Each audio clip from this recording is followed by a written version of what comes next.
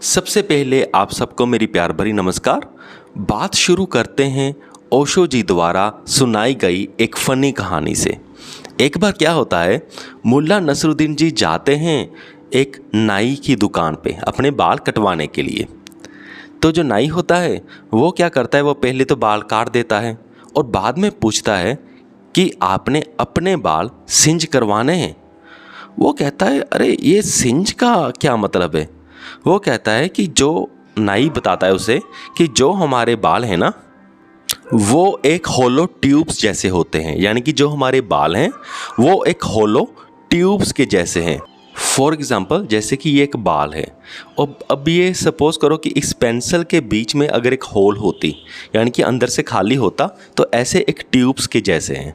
तो ये जो बाल जो वैसे ट्यूब्स के जैसे हैं, अगर ऊपर से वो हम कट कर देते हैं तो क्या होता है, हमारी बॉडी की जो एनर्जी होती है वो इस बाल जो कि ट्यूब्स जैसे हैं इनके अंदर से ऐसे बाहर से निकलती रहती है।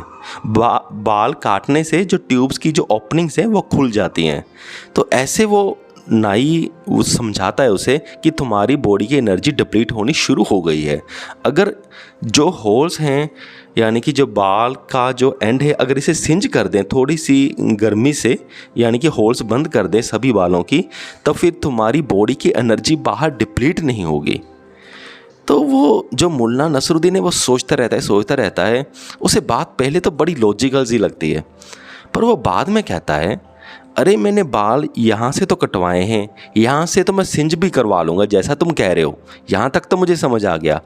पर उन बालों का क्या जो मैं चिन से कटवाता हूँ, जो मैं यहाँ से बाल कटवाता हूँ, फिर यहाँ पर भी वो होलो ट्यूब्स बननी चाहिए, फिर उनका क्या।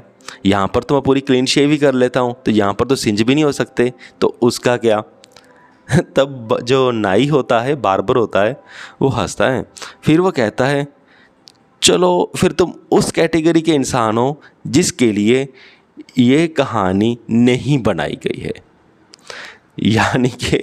यानी कि वो कहानी उसने सिर्फ बुद्धू बनाने के लिए लोगों को सुनाई थी, ताकि वो लोग सुने और बुद्धू बन जाएं, और जब वो बुद्धू बन जाएं तो वो नाई को और पैसे दें कि हाँ मेरे बालों को सिंज करवा दो, और वो अपनी इनकम बढ़ा ले सिर्फ बुद्धू बना करके। तो ये तो या सारी कहानी।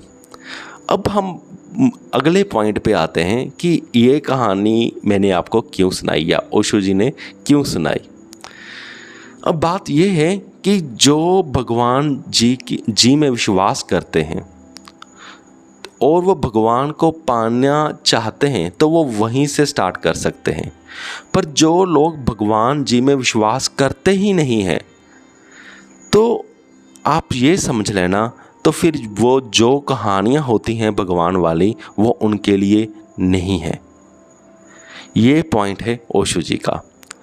अब ऐसा नहीं है कि जो भगवान जी में विश्वास नहीं करते वो भगवान को पा नहीं सकते।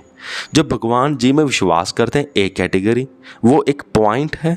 सपोज करो कि एक सर्कल है, तो एक सर्कल के सरकमफ्रेंस में एक पॉइंट है जहाँ लोग भगवान पे विश्वास करते हैं, वो भी एक पॉइंट है। यहाँ से वो स्टार्ट कर सकते हैं। पहुँचना कहाँ है, सेंटर में, यानी कि जो सर्कल का सेंटर है वहाँ पे भगवान, और जो बंदा भगवान में विश्वास करता है वो एक पॉइंट पे है।